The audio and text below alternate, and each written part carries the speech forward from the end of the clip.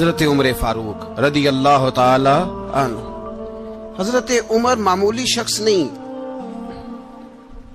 معمولی آدمی نہیں. کچھ لوگ صدیوں کے بعد پیدا ہوتے ہیں اور کچھ لوگ ایسے ہوتے ہیں جو ایک ہی بار پیدا ہوتے ہیں، ان جیسا دوسرا پیدا ہوتا ہی نہیں، دوسرا ان طرح کا پیدا ہوتا ہی. حضرت عمر رضی اللہ تعالیٰ عنہ جیسی شخصیات پیدا ہی نہیں ہوتی دوبارہ. سارے صحابہ در رسالت مآب پہ خود آئے. یہ وہ عظیم شخص ہے جسے اللہ کے محبوب نے اللہ سے مانگ کے لیا ہے، کہا اے اللہ یہ مجھے دے دے، اللہ سے مانگ کے لیا ہے.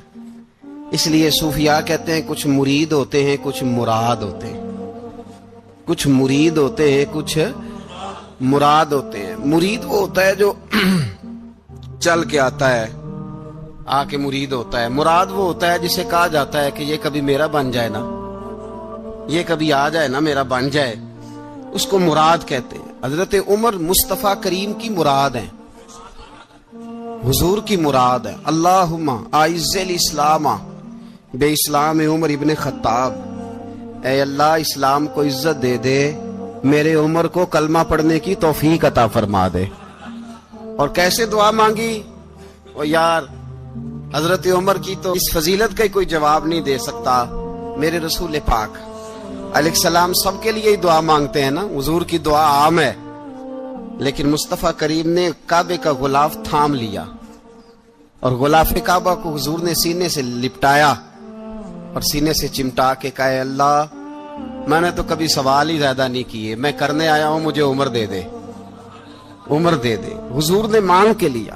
اور پھر جب جس کو حضور مانگے اللہ سے کہ حضرت عمر رضی اللہ تعالیٰ عنہ کا آج یوم شہادت ہے، میرا تو دل کرتا تھا کہ فجر سے باتیں شروع ہوں اور سارا دن ہی عمر کی باتیں ہوتی رہیں، سارا دن جناب عمر کی باتیں، سارا دن. اس لیے کہ ذکر جناب عمر کا ہوگا پر راضی اللہ کے رسول ہوں گے صلی اللہ. تو جاگ کے بیٹھے، خوش ہو کے بیٹھے. ہمارے ہاں منایا ہی نہیں جاتا.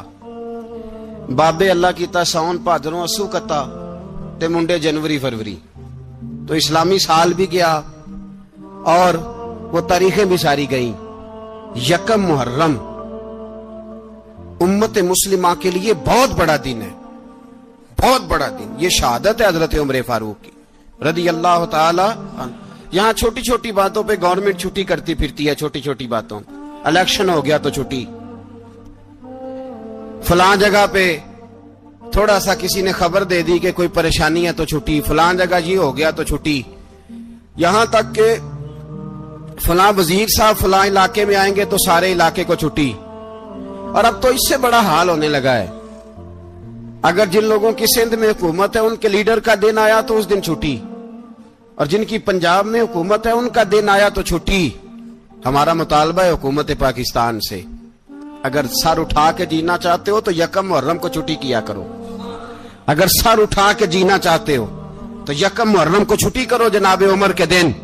اور ملت کے جوانوں کو بتاؤ کہ اگر عزت کی زندگی جینا چاہتے ہو تو اس طرح جیو جس طرح فاروق اعظم جی کے گئے ہیں.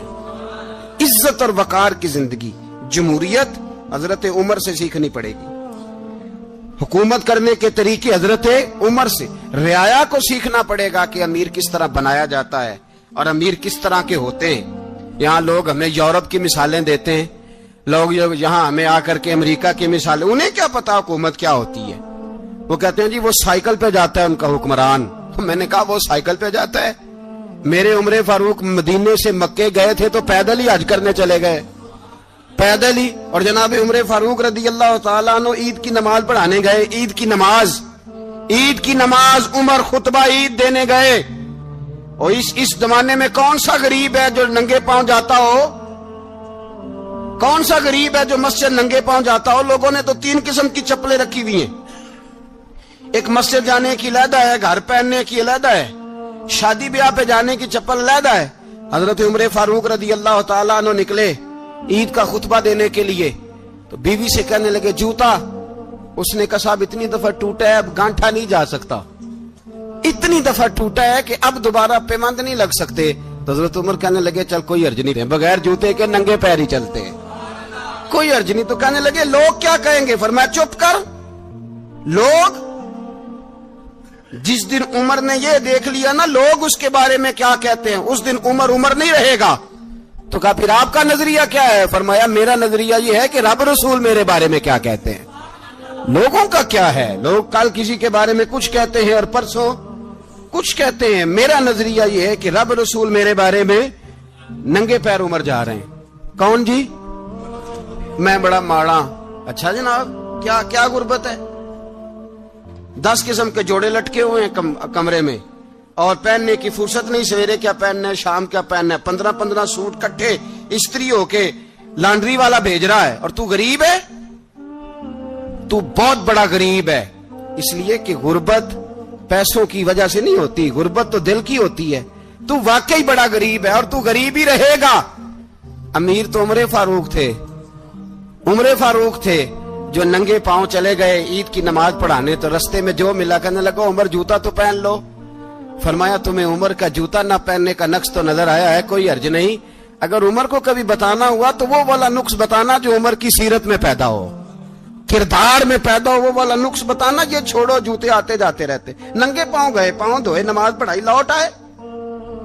او بھائی یہاں تو ہمارا بناؤ سنگار اترنا، جتنی توجہ کپڑوں کی طرف ہے اتنی توجہ کبھی ہماری علم کی طرف ہوتی نا، جتنا ذوق شوق ہمارا بناؤ سنگار کی جانب ہے، اتنا بناؤ سنگار کبھی ہمارا اخلاقیات کی جانب ہوتا تو معاملات بڑی حد تک سنورے ہوئے ہوتے۔ حضرت سیدنا فاروق اعظم رضی اللہ تعالی اپنی زندگی کو ترتیب دیا۔ ایک دن بھی خلافت نہیں مانگی اللہ سے۔ حضرت عوف بن مالک اشجعی ایک صحابی ہیں، حضرت عوف بن مالک رضی اللہ تعالیٰ عنہ فرماتے ہیں کہ جناب ابو بکر صدیق کا زمانہ تھا تو میں نے خواب دیکھا، میں نے خواب میں جناب عمر کو دیکھا، اور میں نے دیکھا کہ کوئی کہنے والا کہہ رہا ہے کہ عمر وہ ہے کہ اللہ کے رستے میں کوئی اسے جتنا مرضی برا بھلا کہے یہ پرواہ نہیں کرتا۔ کس کے رستے میں؟ بولے سارے۔ اس کا مطلب ہے اللہ کے رستے میں لوگ برا بھلا بھی، قرآن مجید نے کہا وَلَا يَخَافُونَ لَوْمَةَ لَائِمٍ، کچھ لوگ ایسے ہیں جو برا بھلا کہنے والوں کی پرواہ نہیں کرتے۔ آپ یقین کریں اگر پرواہ شروع ہو جائے نا تو دین کا کام ختم ہو جائے، نہ کوئی تقریر کرے، نہ کوئی تدریس کرے، نہ کوئی پیری مریدی کرے، ختم ہو جائے اگر باتوں کی پرواہ ہو۔ لیکن وہ پرواہ، حضرت عوف بن مالک اشجعی کہتے ہیں میں نے خواب میں دیکھا کہ عمر وہ ہے جو کسی کی پرواہ، اور دوسری بات میں نے یہ دیکھی کہ عمر خلیفہ بنے گا، اور تیسری بات میں نے خواب میں یہ دیکھی کہ عمر شہید بھی کیا جائے گا، عمر شہید بھی ہوگا۔ یہ میں نے 3 باتیں خواب میں دیکھی۔ فرماتے ہیں میں نے آ کے خواب حضرت ابو بکر صدیق کو سنائی، وہ خلیفہ تھے۔ وہ کہنے لگے ٹھہر جا، میں عمر کو بلاتا ہوں، اس کے سامنے دوبارہ سنانا، اس کے سامنے۔ فرماتے ہیں میں نے بلایا حضرت عمر فاروق کو، آ کے بیٹھے، خواب شروع ہوا۔ کا ایک بات تو میں نے یہ دیکھی کہ آپ ملامت کرنے والے کی پرواہ نہیں کرتے، دوسرا آپ خلیفہ بنے گے۔ جناب عمر کہنے لگے چپ کر، ابو بکر کے سامنے ہی کہہ رہا ہے، چپ کر، خلیفہ کے سامنے ہی کہہ رہا ہے۔ تو حضرت ابو بکر صدیق کہنے لگے عمر اسے کہنے دو، مجھے لگتا ہے رب کی رضا یہی ہے کہ میرے بعد اگر مصطفیٰ کا منبر ملے تو عمر کو ملے، اسے کہنے دو۔ یار یہاں تو لوگ ڈینگے مارتے ہیں، یہاں تو لوگ دعوے کرتے ہیں میرے سامنے فلانے کو بھی بٹھاؤ، فلانے کو بھی بٹھاؤ، اس کو کیا پتا، اس کو کیا پتا، یہ تو بڑکے مارنے کا دور ہے۔ حضرت عمر رضی اللہ تعالیٰ عنہ کو تیسری بات کہی، حضرت عوف بن مالک نے کہا آپ شہید کیے جائیں گے، میں نے خواب دیکھی ہے۔ نیک لوگوں کے خواب بڑی حد تک سچے ہوتے ہیں۔ کہا میں نے خواب دیکھی ہے۔ تو حضرت عمر کہنے لگے شہید تو دلیر لوگ ہوتے ہیں، شہید تو دلیر، جسے سارا زمانہ دلیر کہہ رہا ہے وہ اپنے بارے میں کیا کہہ رہا ہے؟ کہتے ہیں شہید تو دلیر، میں تو کاہل سا آدمی ہوں، سست آدمی ہوں، میں تو اتنا کام ہی نہیں کرتا، تو یہ خواب تو نے جو دیکھا ہے نا پھر سے دیکھنا۔ تو ابو بکر صدیق فرمانے لگے عاجزی نہ کر، انکساری نہ کر، تو جو کہہ رہا ہے ٹھیک کہہ رہا ہے، لیکن مجھے سن کے شکر بھی ہوا ہے اور افسوس بھی ہوا ہے۔ افسوس اس بات کا کہ تیرے جیسا بطل عظیم چلا جائے گا، اور شکر اس بات کا کہ رب تجھے زندگی بھی اعزاز والی دے گا، اور شہادت کی موت دے کے اللہ تجھے موت بھی عزت والی عطا فرمائے گا. اللہ موت بھی تجھے عزت والی دے گا, تجھے کاہلوں جیسی موت اللہ. حضرت فاروق اعظم رضی اللہ. او بھائی یہاں تو اس زمانے کا سب سے بڑا مسئلہ پروٹوکول ہے. لوگوں پتا ہوتا ہے کامل پیر ہے, کامل مرشد ہے, لوگ نہیں جاتے. میں کسی کا مرید ہو جاؤں, میرا پروٹوکول کدھر گیا؟ پتا ہوتا ہے یہ کامل استاد ہے, میں اس کے پاس بیٹھوں گا تو میری تربیت کرے گا, لیکن لوگ شاگرد نہیں بنتے. میں کدھر گئی؟ یہ جو پروٹوکول کی مصیبت ہے نا, اس نے بڑے بڑے لوگ زیرو کر دیے, بڑے بڑے لوگ. اور یہ مت سمجھے کہ آپ کا وزیر اعظم پروٹوکول لیتا ہے یا آپ کا صدر پروٹوکول, وزراء, ایسی کوئی بات نہیں. ہم چھوٹے طبقے سے لے کر بڑے سارے پروٹوکول کے قائل ہیں. ہمارا تو داماد بھی کہتا ہے کہ مجھے پوچھا نہیں, میں تمہارے گھر کیوں آؤں. ہمارا تو بھائی ہر شخص اعلان کرتا ہے پروٹوکول کا, فلانے نے عزت نہیں دی تو واپس آ جاؤ, فلانے نے سلوٹ نہیں کیا تو واپس آ جاؤ. لوگ جہاں سلوٹ کرنا چاہیے وہاں بھی سلوٹ کرانے کے قائل ہیں. پر حضرت عمر رضی اللہ تعالی, حضرت عمر کی سادگی اور پھر جناب عمر کی عاجزی, جب انسان اپنے اوپر سوار کر لیتا ہے نا, سوار کر لیتا ہے, میں بدکار پرانا خادم, کسے در ملی نٹ ہوئی, تے واصف یار نے نظر جو کیتی تے واصف ہی. میں اکثر سوچتا ہوں حضور نے جہاں بھی کہا نا, فرمایا میرے بعد نبی ہوتے تو خطاب کے بیٹے عمر ہوتے. حضور نے فرمایا عمر جس رستے سے جاتا ہے شیطان وہ رستہ بدل جاتا ہے. نبی پاک صلی اللہ علیہ وسلم نے فرمایا میرا عمر وہ ہے کہ اس کی زبان پر حق جاری ہے. حضور علیہ الصلوۃ والسلام نے فرمایا 950 سال حضرت جبریل میرے عمر کی شان بیان کریں تو ان کی عظمت ختم نہیں ہوتی. 950 سال جبریل عظمت بیان کرے تو ختم نہیں ہوتی. یہ بات ہے حضرت عمر کی. اور فرمایا عمر ابو بکر کی نیکیوں میں سے ایک نیکی ہے, یہ شان ہے اب عمر فاروق رضی اللہ تعالیٰ عنہ کی. حضور نے فرمایا میرے بعد نبی ہوتے تو عمر ہوتے, جس گلی سے عمر آئے شیطان رستہ بدل جائے. میرے عمر فاروق کی شان 950 سال بیان ہو تو ختم نہ ہو. عمر کی زبان پر اللہ حق بیان کرتا ہے, جو عمر کہتا ہے وہی رب کر دیتا ہے. حضور ساری زندگی فضیلتیں بیان کرتے رہے, عمر جواب میں کیا کہتے ہیں؟ کوئی بتائے نا کہ یہ والی حدیثیں کبھی عمر نے بھی روایت کی ہوں کہ حضور نے میرے بارے میں یہ کہا ہے. یہ روایتیں وہ روایت نہیں کرتے. ان سے جب لوگ کہتے عمر تیری بڑی بات ہے تو عمر رو پڑتے, کہتے میں تو اونٹ چرانے والے باپ کا بیٹا ہوں, میں تو اونٹ چرانے والے باپ کا بیٹا, اونٹ چرا. اس سے آگے عمر گئے ہی نہیں ساری زندگی, اس سے آگے لفظ ہی نہیں ادا کی. اور میں تو بھائی اونٹ چرانے والا, میرا باپ تو اونٹ چرایا کرتا تھا, 10 اونٹ تھے, میری ڈیوٹی ہوتی تھی, سنبھالے نہیں جاتے تھے, ابا ڈنڈوں سے مارتا تھا.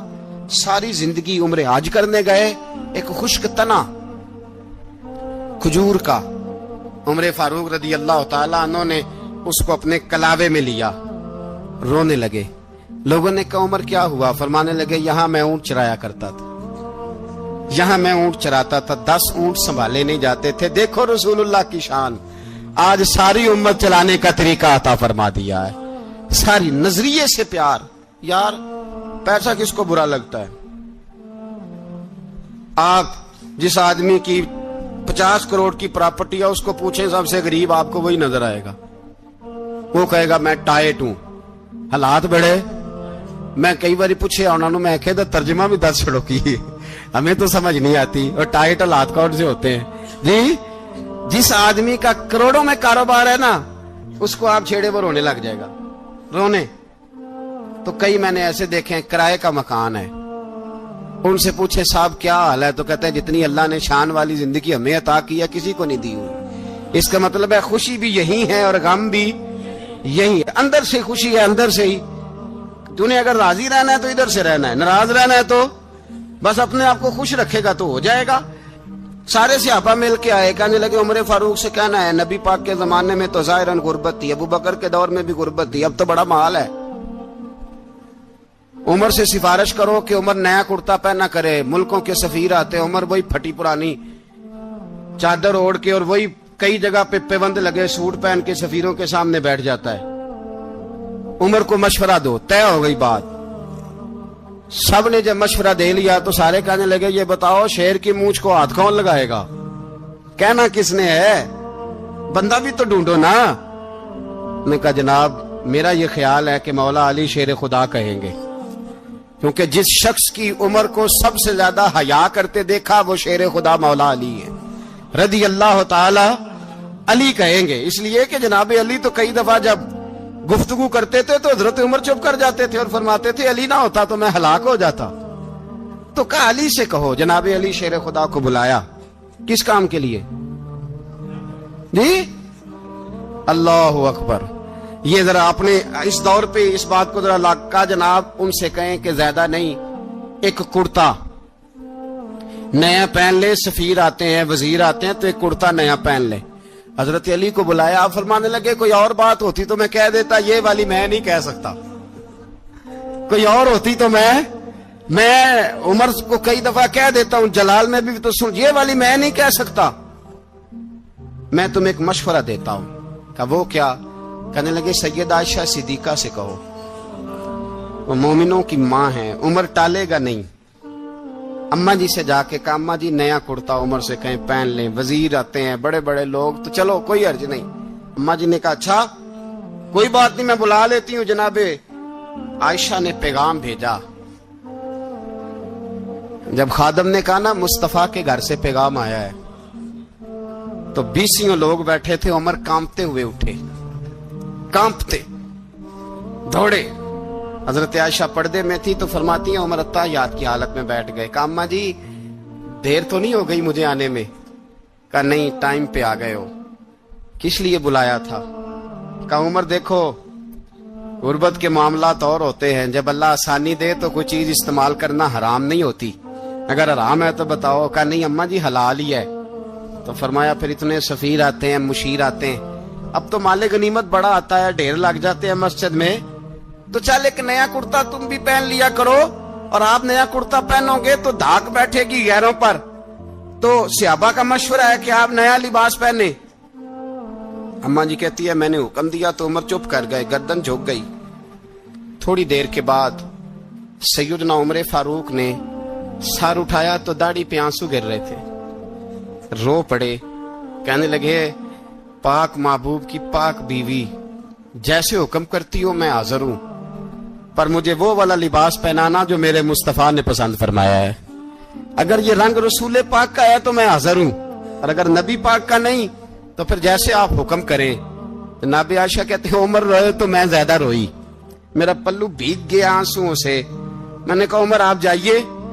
عمر یوں نکلے تو جو صحابہ کھڑے تھے وہ کونے میں تھے، سارے آ گئے۔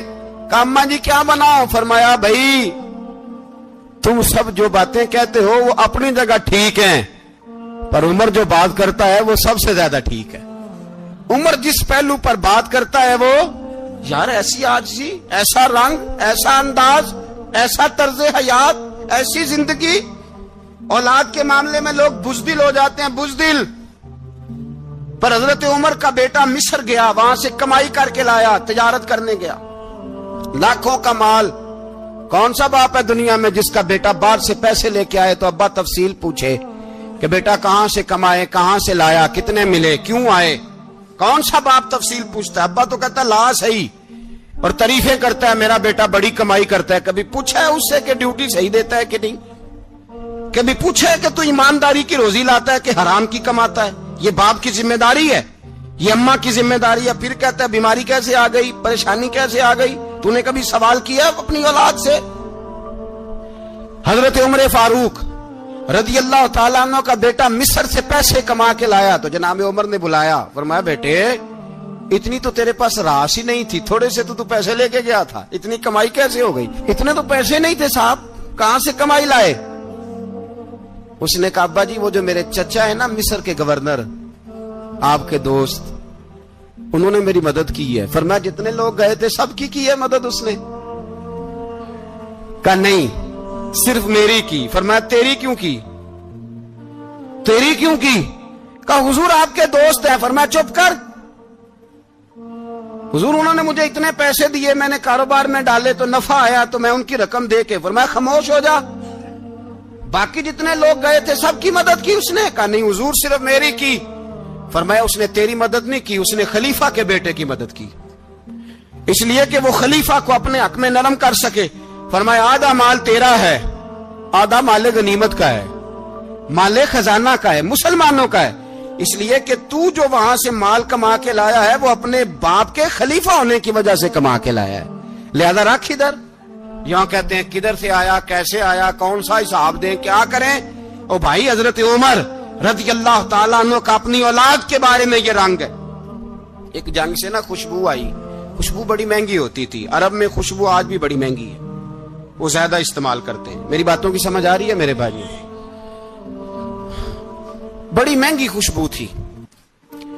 جب وہ خوشبو آئی تو حضرت عمر نے کہا، گھر میں پہلے پہنچی حضرت عمر کے، چونکہ زیادہ عورتیں استعمال کرتی تھی گھر کے اندر خوشبو، مرد بھی لگاتے تھے۔ حضرت عمر نے اپنی بیوی سے کہا، آپ کی زوجہ تو تھی وہ بڑی خوشبو کو پسند کرتی تھی۔ حضرت عمر نے اپنی زوجہ سے کہا کہ خوشبو لاؤ، میں نے ایک عورت کی ڈیوٹی لگائی ہے، وہ خوشبو تول کے نا تو حصہ برابر صحابہ میں بانٹ دے گی۔ تو آپ کی زوجہ کہنے لگی، کسی بی بی کی ڈیوٹی لگانے کی کیا ضرورت تھی، میں جو موجود تھی میں بانٹ دیتی ہوں تول کے حصہ برابر۔ آپ نے فرمایا نہیں تو رہنے دے، وہ فلانی بی بی بانٹے گی۔ کہا حضور میں نے بھی بانٹنی ہے، میرے پہ کچھ حق ہے؟ آپ نے فرمایا نہیں، تو تفصیل نہ پوچھ، تو خوشبو دے دے، کوئی اور بانٹے گی۔ خاتون خانہ تھی نا، کہنے لگی نہیں مجھے بھی آج آپ کو بتانا ہی پڑے گا کہ کوئی جو بانٹ سکتی ہے تو میں کیوں نہیں بانٹ سکتی؟ زوجہ کہتی عمر نے بات کی تو میری چیخیں نکل گئی۔ حضرت عمر فرمانے لگے، جب تو خوشبو بانٹے گی نا تیرے ہاتھوں کو بھی لگے گی، تیرے دوپٹوں کو بھی لگ جائے گی۔ اگر رب کریم نے مجھ سے سوال پوچھا کہ عمر خوشبو تو مسلمانوں کی تھی، تیری بیوی کے دوپٹے کو کیوں لگ گئی، تو میں اللہ کے حضور کیا جواب دوں گا؟ اگر اللہ نے یہ سوال کیا کہ تیری بیوی نے کیوں لگائی، وہ تو حصہ تھا مسلمانوں کا، تو نے تیری بیوی نے کیوں لگائی؟ تو فرمایا میں نہیں چاہتا کہ اللہ کے حضور مجھے اور تجھے باز پرس ہو، لہذا کسی اور کو بانٹنے دے۔ زوجہ روئی اور تڑپ کے کہنے لگی، عمر مجھے لگتا ہے صبح قیامت بھی تیری بیوی ہونے کی وجہ سے اللہ مجھے جنت عطا فرما دے گا، تیری زوجہ ہونے کی برکت سے۔ بھائی یہ معیار رکھا، خدا کی قسم ایسا شخص تاریخ میں دوبارہ نہیں آیا۔ اتنا بڑا آدمی، اتنا بڑا شخص، اتنا بڑا آدمی، اور پھر رنگ یہ ہے کہ عمر 22 لاکھ مربع میل کا حکمران، 22 لاکھ، اور کھجور کے درخت کے نیچے مٹی کا ڈھیلا لے کے سو گئے ہیں، پرواہ کوئی نہیں، کوئی مسئلہ ہی نہیں۔ 2 غلام ساتھ بیٹھے تو ایک روٹی حضرت عمر نے گھر سے منگوائی، تھوڑا سا سرکہ، تو غلام کہنے لگے ہم نے بھی کھانی ہے۔ فرمایا کوئی حرج نہیں، روٹی کو پیٹ بھر کے کھانا ضروری تو نہیں، 3 حصوں میں بانٹ لیتے ہیں۔ ایک آدمی آیا ہوا تھا مصر کا رہنے والا ملنے کے لیے، اس نے پوچھا عمر کدھر ہیں، تو کہا وہ ادھر جاؤ مسجد میں بیٹھے ہوں گے، اور واپس آیا تو کہنے لگا وہاں تو 3 غلام بیٹھے ہیں، ایک روٹی بانٹ کے کھا رہے ہیں، لگتا ہے کئی دنوں سے روٹی نہیں ملی۔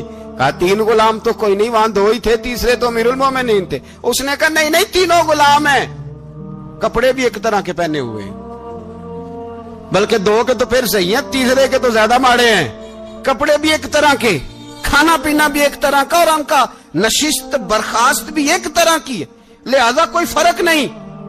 حضرت ابو ہریرہ کہتے ہیں میں لے کے آیا، اور جناب عمر کو جب میں نے کچی زمین میں تامت سمیٹ بیٹھے دیکھا تو میں رو پڑا۔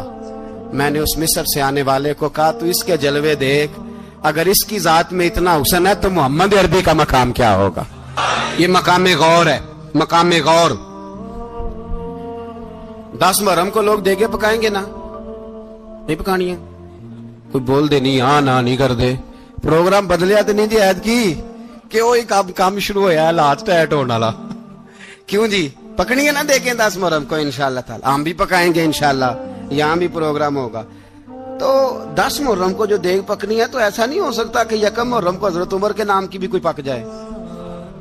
اگر امام حسن حسین کے نام کی دیگیں پکے تو جو امام حسن حسین کے سے پیار کرنے والے ہیں، جو امام حسن حسین سے، ہم لوگوں نے بھی عجیب رٹا اپنایا ہے نا، ہم لوگ بات کا ایک پہلو دیکھتے ہیں دوسرا نہیں دیکھتے۔ حضرت امام حسن اور حسین کو بھی نبی پاک نے شہید کہا، اور جناب عمر کو بھی رسول اللہ نے خود شہید فرمایا، فرمایا شہید ہے، خود فرمایا اپنی زبان سے کہ یہ شہید ہے، خود میرا عمر شہید ہے۔ تو ان کے نام کی دیگ نہیں پکنی چاہیے، اس طرف نہیں ہماری توجہ ہونی چاہیے. اور اہل بیت نبو، یہ بات میں پہلے بھی کرتا ہوں، آج پھر کرنا ضروری سمجھتا ہوں. اہل بیت کا پیار سن لو کان کھول کے، اہل بیت کا پیار اگر ہمیں کسی نے سکھایا ہے تو سیدنا عمر فاروق نے سکھایا ہے. اہل بیت نبوت کی محبت اگر کسی نے سکھائی ہے تو کس نے سکھائی ہے؟ بول کے بتائیے. حضرت عمر نے. اہل بیت کا پیار ہمیں حضرت عمر نے بول کر کے سکھایا ہے. بھائی یاد رکھیں، کسی کی طاقت نہیں تھی دم مارنے کی حضرت عمر کے سامنے، طاقت ہی نہیں تھی. کیسر و کسرا کانپ جاتے تھے، جرأت ہی نہیں کرتے تھے حضرت. اور ہمارے تو تعلقات بڑے ہیں نا غیروں سے. حضرت ابو موسیٰ اشعری رضی اللہ تعالیٰ عنہ فرماتے ہیں میرا منشی عیسائی تھا. وہ کاتب کہتے تھے وہ لوگ، میرا حساب کتاب عیسائی تھا. تو فرماتے ہیں ایک دن میں نے وہ سارا حساب کتاب لین دین کے حضرت عمر کو دکھائے تو فرمانے لگے جس نے لکھے ہیں اس کو بلاؤ. کہنے لگے ضرور مسجد نہیں آ سکتا. کیوں نہیں آ سکتا؟ کہنے لگے وہ عیسائی ہے. کہتے ہیں حضرت عمر جلال میں آ گئے. آپ فرمانے لگے جنہیں رب دور کرتا ہے تم کیوں قریب کرتے ہو؟ جنہیں اللہ دور کرتا ہے. فرمایا تم غیروں کو اگر عہدے دو گے تو اپنوں کا کیا بنے گا؟ اگر تم غیروں کو عہدے دو گے تو اپنوں کا. یہ سوچ ہے جو آج برما کے مسلمانوں کے لیے بھی ضروری ہے. کہا اگر تم غیروں کو عہدے دو گے تو اپنوں کا. ہم نے غیروں کو عہدے دیے تو دیکھا نا اپنے کس طرح کاٹے جا رہے ہیں. غیروں کو جو عہدے دے دیے یارانے سارے غیروں سے. روز دعویٰ ہوتا ہے چین ہمارا سجن ہے، چین ہمارا دوست ہے. او بھائی دوست ہے تو اس سے کہو نا کہ برما تو تمہاری ایک چھوٹی سی ریاست ہے، چین کے بغیر تو وہ سانس بھی نہیں لے سکتا. اس کو کہو نا اس حکومت پہ دباؤ ڈالے. لیکن ہم لوگوں نے غیروں کو عہدے دیے تو اپنے پس گئے. حضرت عمر کہتے تھے ذمی کا ہم ادب کریں گے.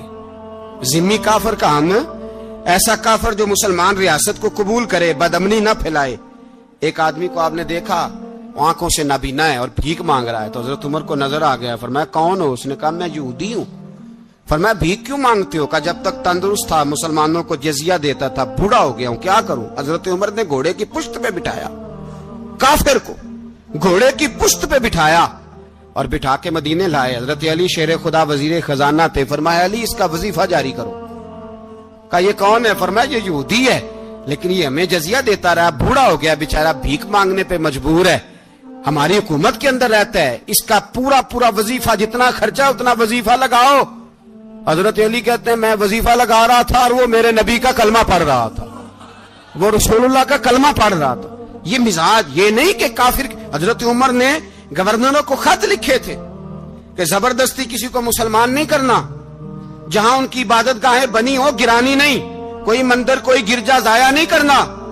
اسلام سب کو جینے کا موقع دیتا ہے پر بے ایمانو ظالموں بدذاتوں تمہیں یہ کہتا ہے کہ ہم تمہیں جینے کا موقع دیتے، تم بھی مسلمانوں کو جینے کا موقع دو.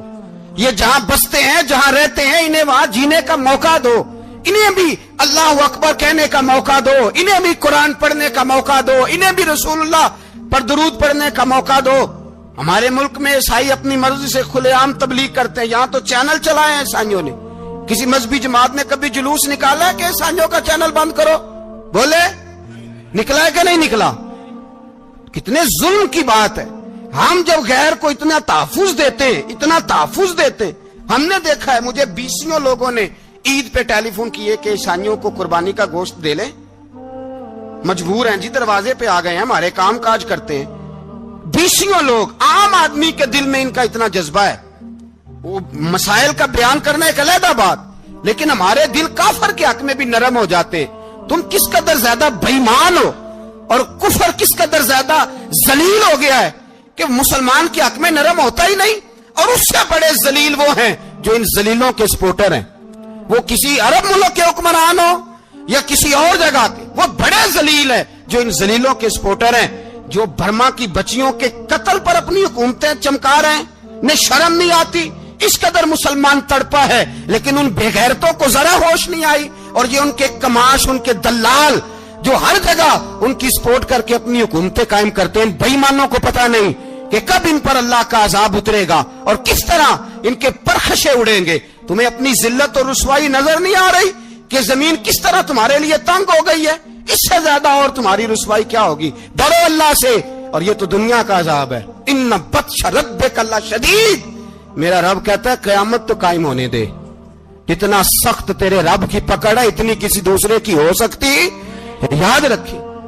اور تھوڑا احتیاط کریں ہم سب لوگ بھی، جو ہم لوگ آدھی زبان بول کے بھی ان کی سپورٹ کرتے. اب شرم آنی چاہیے ہمیں ان حکومتوں کی سپورٹ کرتے جو مسلمانوں کی لاشوں کے اوپر حکومتیں قائم کرتے ہیں. شرم آنی چاہیے. بہرحال بات دور نکل جائے گی اور میں اپنے مضمون پہ رہتا ہوں. اہل بیت کا پیار اگر سکھایا ہے تو جناب عمر نے سکھایا ہے رضی اللہ تعالی عنہ. امام حسن ملنے، آپ یقین کریں میں جب اس واقعہ کو پڑھتا ہوں تو میرا دل جھوم جاتا ہے. میں کہتا ہوں یار ڈاڈا ہونا اپنی جگہ پہ، عشق ہونا اپنی جگہ پہ، انسان کا باوقار ہونا اپنی جگہ. جہاں کھڑے ہونا تھا وہاں یہ کھڑے ہوتے تھے اور جہاں جھکنا تھا وہاں یہ ان لوگوں میں اقبال نے کہا تھا تیری نگاہ ناز سے دونوں مراد پا گئے، عقلے کی یاب و جستجو، عشق حضور و اضطراب. جہاں اگر آیا ہے سامنے کیسر و کسرا تو عمر جیسا دلیر کوئی نہیں، اگر سامنے آیا ایران کا بادشاہ تو عمر جیسا تگڑا کوئی نہیں، اگر آیا ہے سامنے غسان کا بادشاہ تو عمر جیسا عادل کوئی نہیں. لیکن اگر علی کا بیٹا آیا ہے، اگر فاطمہ کے لال پارے آئے ہیں تو پھر فاروق اعظم سے جیسا محب کوئی نہیں، پھر ان سے جیسا پیار کرنے والا کوئی نہیں. اندر بیٹھے ہیں جناب عمر، اندر تنہائی میں کچھ وزیروں سے گفتگو ہو رہی ہے، میٹنگیں جاری ہیں. آپ کے بیٹے ملنے آئے جناب عبداللہ ابن عمر. ابا جی ملنا ہے، بات ٹھہرو بات کر رہا ہوں، کوئی نہ اندر آئے. صاحب زیادہ باہر کھڑا ہے. تھوڑی دیر گزری تو امام حسن بھی آ گئے. کون آئے؟ آپ کو جو ملے گا امام صاحب کا نام لینے سے، وہ سردار ہیں جنتیوں. کون آئے؟ سارے بولیے. امام حسن تیری نسل پاک میں ہے بچہ بچہ نور کا، تو ہے نے نور تیرا سب گھرانہ. امام حسن آئے تو حضرت عبداللہ ابن عمر کو دروازے پہ کھڑے دیکھا. کہا امیر المومنین کہاں ہیں؟ کہنے لگے حضرت عمر کے بیٹے. کہنے لگے وہ اندر بیٹھے، کچھ میٹنگ ہو رہی ہے اور انہوں نے کہا کوئی اندر نہ آئے، لیکن آپ جانا چاہیں تو چلے جائیں. آپ جانا چاہیں تو تیری نسل پاک میں ہے بچہ بچہ نور، آپ جانا چاہیں تو چلے جائیں. تو انہوں نے کہا جب آپ باہر کھڑے ہیں تو مجھے کوئی اتنا ضروری کام نہیں، اور ابھی زور کی نماز تھوڑی دیر میں ہوگی، میں مسجد میں مل لوں گا امیر المومنین سے. یہ بات کہہ کہ امام حسن چلے گئے. یار اتنی بڑی بات نہیں تھی، اتنی بڑی بات نہیں تھی. وہ میرے استادوں کا بیٹا بھی آئے تو کہا ٹھیک ہے جی وہ سوئے ہوئے ہیں، کوئی غرض نہیں یار میں ٹھہر کے آ جاؤں گا. کوئی بڑی بات نہیں تھی، دیکھا جائے تو بڑی بات نہیں تھی، پر بات بہت بڑی تھی اس لیے کہ یہ خالی حسن نہیں، یہ حسن ابن علی ہے، یہ حضرت فاطمہ کے لخت جگر. حضرت عمر باہر نکلے. عبداللہ ابن عمر سے پوچھا کوئی آیا تو نہیں؟ تو کہا حضور امام حسن آئے تھے. تو کہا پھر شہزادے کو اندر کیوں نہیں بھیجا؟ کہا میں نے کہا تھا. وہ کہنے لگے اگر امیر المومنین مصروف ہیں تو میں ظہر میں مل لوں گا. حضرت عمر رونے لگے. فرمایا بیٹے تو نے اچھا نہیں کیا. پھر مسجد نہیں گئے، سیدھے امام حسن کے دروازے دستک دی. امام حسن باہر آئے. کہا شہزادے آئے تھے تو ملے کیوں نہیں؟ تو امام حسن کہنے لگے حضور آپ کا اپنا بیٹا دروازے پہ کھڑا تھا، آپ کا اپنا بیٹا دروازے پہ کھڑا تھا، اور منع بھی کیا تھا آپ نے تو میں زور میں مل لیتا. حضرت امام حسن فرماتے جوش جذبات میں جناب عمر نے سر سے پگڑی اتار دی. جوش جذبات میں کہنے لگے حسن میرے بیٹے کا اور آپ کا کیا مقابلہ؟ کیا اس کی ماں کا نام فاطمہ الزہرا ہے؟ کیا اس کی نانی کا نام ختیجۃ الکبریٰ ہے؟ کیا اس کے نانے کا نام محمد مصطفیٰ ہے؟ آپ کا اور اس کا کیا مقابلہ؟ پھر رو پڑے اور کہنے لگے بیٹے میں مکے کے صحراؤں میں اونٹ چرایا کرتا تھا، یہ جو میرے سر پر عزت کے بال ہیں یہ تیرے نانے کے اگائے ہوئے. میں مکے کے خبردار شہزادے خبردار. او بھائی اہل بیت نبوت کے ادب کا رنگ اگر سکھایا ہے تو سیدنا عمر نے سکھایا ہے. حضرت عمر فاروق اتھارٹی ہے، اسلام کی اتھارٹی. یکم محرم حضرت عمر کی شہادت ہے. یہودی بول اٹھا، کافر بول اٹھا. اگر 6 مہینے عمر دنیا میں اور رہتے تو دنیا میں کوئی کافر موجود نہ ہوتا. 6 مہینے. اور جب اس بطل جلیل کا جنازہ اٹھا، اللہ بخاری پڑھیے نا، اللہم ارزقنا شہادۃ فی سبیلک، اللہ बिस्तरे की मौत ना देना, शहादत की देना। उमर शहीद हुए, मस्जिद नबी में नमाज पढ़ाते, और जब जनाजा उठा तो मदीने का फिर पीछे जो दलेर बचे वो मौला अली थे। मौला अली, जनाब उमर का जनाजा उठा तो सबसे पहली हाय जो निकली वो हजरत अली की जुबान से निकली, और हजरत अली सारी दाढ़ी आंसुओं से भर गई।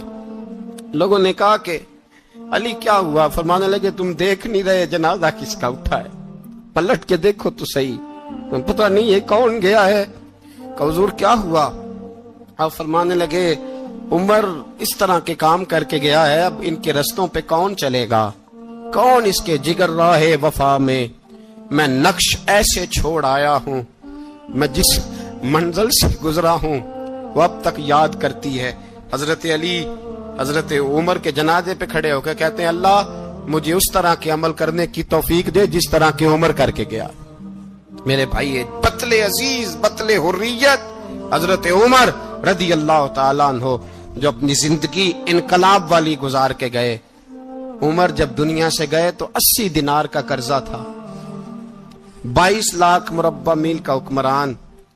और अपने बेटे से कहने लगे बेटे कोशिश करना तेरे खानदान वाले मिलके मेरा कर्जा उतार दे, मेरी कब्र पे बोझ ना रहे, और अगर खानदान वाले मदद न करें तो मेरे दोस्तों से बात करना, वो मदद न करें तो फिर अली से बात करना। इनका प्यार आपस में इतना और तू इख्तलाफ साबित कर रहा है। 80 दिनार का कर्जा छोड़कर हजरत उमर दुनिया से गए और जाती दफा कह गए मेरे बाद मेरे बच्चों को हुकूमत के मशवरे में भी शामिल ना करना, हुकूमत के मशवरे में भी मेरी औलाद शामिल ना हो।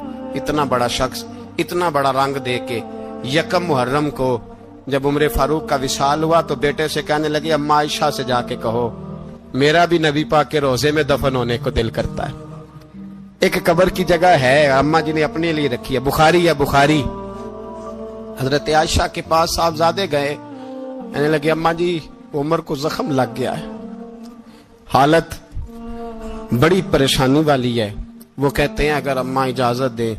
सैयद आयशा रो पड़ी, फरमाने लगी कि वो अपनी कब्र की जगह तो नहीं ना किसी को देता, पर उमर ने कमाल ही बड़ा किया। उसे कहो जाओ गुंबद खजरा में कयामत तक जो मुस्तफा पे और अबू बकर पे सलाम पड़ेगा वो तुझ पे भी सलाम पढ़ के जाएगा। उमर का बेटा मिस्र गया, वहां से कमाई करके लाया, तिजारत करने गया, लाखों का माल। कौन सा बाप है दुनिया में जिसका बेटा बाहर से पैसे लेके आए तो अब्बा तफसील पूछे कि बेटा कहां से कमाए, कहां से लाया, कितने मिले, क्यों आए? कौन सा बाप तफसील पूछता है? अब्बा तो कहता ला सही और तारीफे करता है मेरा बेटा बड़ी कमाई करता है। कभी पूछा है उससे कि ड्यूटी सही देता है कि नहीं? कभी पूछा है कि तू ईमानदारी की रोजी लाता है कि हराम की कमाता है? ये बाप की जिम्मेदारी है, ये अम्मा की जिम्मेदारी है। फिर कहता है बीमारी कैसे आ गई, परेशानी कैसे आ गई? तूने कभी सवाल किया अपनी औलाद से? हजरत उमर फारूक रदी अल्लाह ताला अन्हु का बेटा मिस्र से पैसे कमा के लाया तो जनाब उमर ने बुलाया, फरमाया बेटे इतनी तो तेरे पास राशि ही नहीं थी, थोड़े से तो तू पैसे लेके गया था, इतनी कमाई कैसे हो गई? इतने तो पैसे नहीं थे साहब, कहां से कमाई लाए? उसने कहा अब्बा जी वो जो मेरे चचा है ना मिस्र के गवर्नर, आपके दोस्त, उन्होंने मेरी मदद की है। फरमाया जितने लोग गए थे सबकी की है मदद उसने? कहा नहीं सिर्फ मेरी की। फरमाया तेरी क्यों की? तेरी क्यों की? कहा हुजूर आपके दोस्त हैं। फरमाया चुप कर, हुजूर उन्होंने मुझे इतने पैसे दिए, मैंने कारोबार में डाले तो नफा आया तो मैं उनकी रकम दे के। फरमाया खामोश हो जा, बाकी जितने लोग गए थे सबकी मदद की उसने? कहा नहीं हुजूर सिर्फ मेरी की। फरमाया उसने तेरी मदद नहीं की, उसने खलीफा के बेटे की मदद की, इसलिए कि वो खलीफा को अपने हक में नरम कर सके। फरमाया आधा माल तेरा है, आधा माले गनीमत का है, माले खजाना का है, मुसलमानों का है, इसलिए कि तू जो वहां से माल कमा के लाया है वो अपने बाप के खलीफा होने की वजह से कमा के लाया है, लिहाजा रख इधर। यहां कहते हैं किधर से आया, कैसे आया, कौन सा हिसाब दें, क्या करें?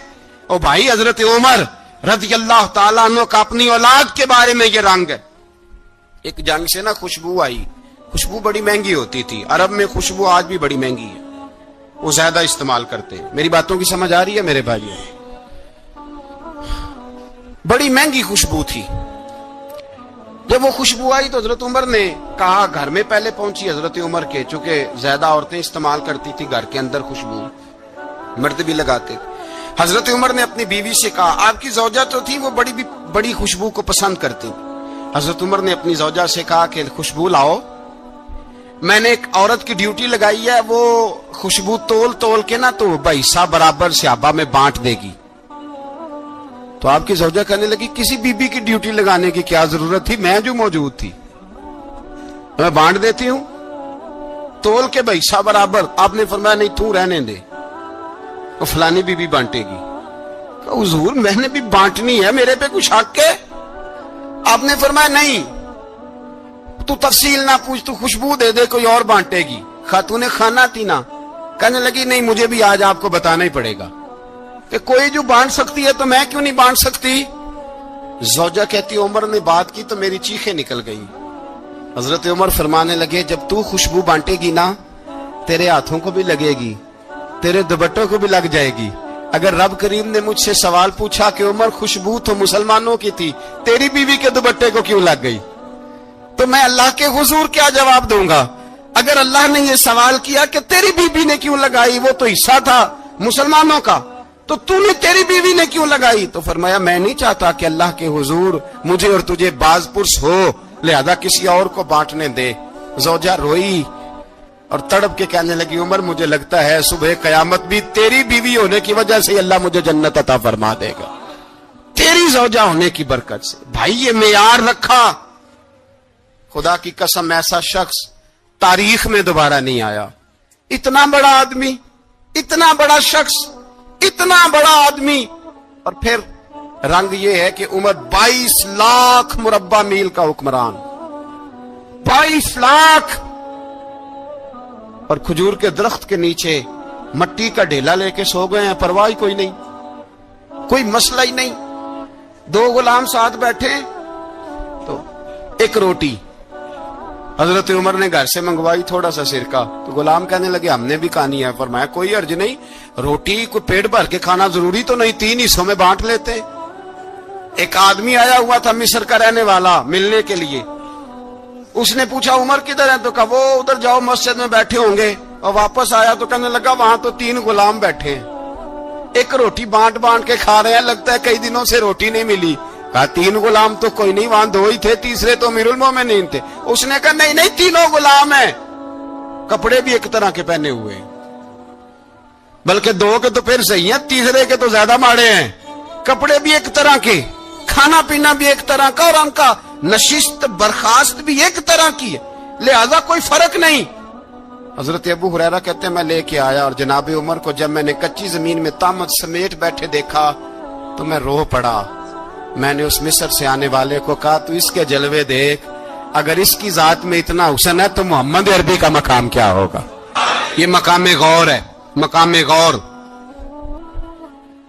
10 محرم کو لوگ دیگے پکائیں گے نا، نہیں پکانی ہے، کوئی بول دے نہیں، ہاں نہ نہیں کر دے، پروگرام بدلیا تو نہیں دی عید کی کہ وہ کام شروع ہوا ہے لاسٹ ٹائٹ ہونے والا، کیوں جی پکنی ہے نا دیکھیں 10 محرم کو انشاءاللہ تعالی، ہم بھی پکائیں گے انشاءاللہ، یہاں بھی پروگرام ہوگا۔ تو 10 محرم کو جو دیگ پکنی ہے تو ایسا نہیں ہو سکتا کہ 1 محرم کو حضرت عمر کے نام کی بھی کوئی پک جائے۔ اگر امام حسن حسین کے نام کی دیگیں پکے تو جو امام حسن حسین سے پیار کرنے والے ہیں، جو امام حسن حسین سے، ہم لوگوں نے بھی عجیب رٹا اپنایا ہے نا، ہم لوگ بات کا ایک پہلو دیکھتے ہیں دوسرا نہیں دیکھتے۔ حضرت امام حسن اور حسین کو بھی نبی پاک نے شہید کہا، اور جناب عمر کو بھی رسول اللہ نے خود شہید فرمایا ہے۔